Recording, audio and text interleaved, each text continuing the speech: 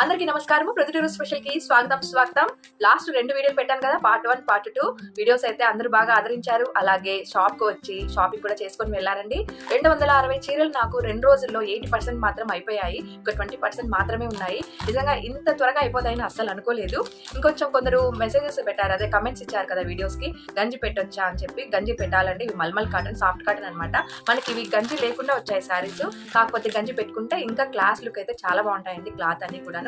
So నిజంగా చాలా హ్యాపీగా ఉంది. నాకు 2 రోజుల్లో నాకు ఇంత స్టాక్ అయిపోవడం అంటే హ్యాపీగా ఉంది.